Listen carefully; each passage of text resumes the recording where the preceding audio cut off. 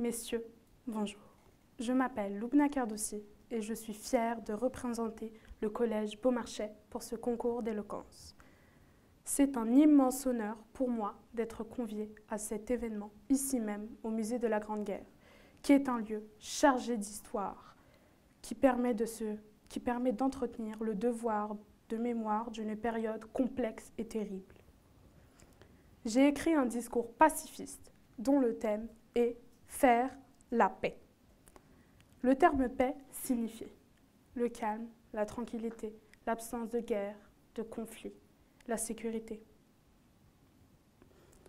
Je vais vous raconter une histoire terrible. Un jour de brume, les soldats qui étaient dans les tranchées eurent l'ordre donné par le capitaine de sortir, quand, tout à coup, un casque d'Adrien, percé d'éclats d'obus, roula et tomba dans la tranchée où le capitaine se trouvait.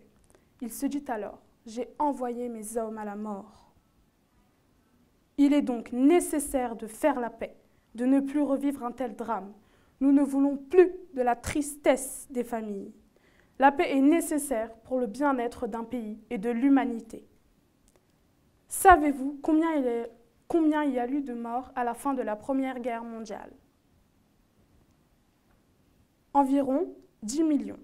10 millions de militaires et 9 millions de civils. Mais ce n'est pas un chiffre exact, car même les historiens sont incapables de nous donner un chiffre précis. Comme Paul Valéry, célèbre écrivain, disait « Nous autres civilisations, nous savons maintenant que nous sommes mortels ».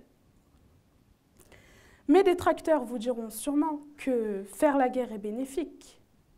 En effet, on obtient des richesses, du travail, mais pour cela, des millions d'hommes sont arrachés à leur famille pour devenir des soldats et être livrés à leur triste destin. Pour moi, la paix permet de maintenir l'ordre parmi les citoyens. La sécurité procure le bonheur qui est le but de chaque société. C'est aussi être libre. La liberté de respecter.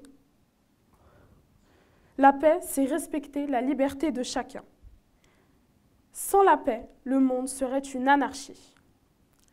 Je vous remercie de m'avoir écouté, mais je ne vais pas m'arrêter là, car je tiens à ce que vous compreniez l'importance de faire la paix, l'importance de ne plus revivre un tel drame. Imaginez-vous les sentiments du capitaine lorsqu'il découvrit le casque Adrien, percé d'éclats d'obus. Tel est le prix à payer pour la paix. Je vous remercie de m'avoir écouté. Merci à vous.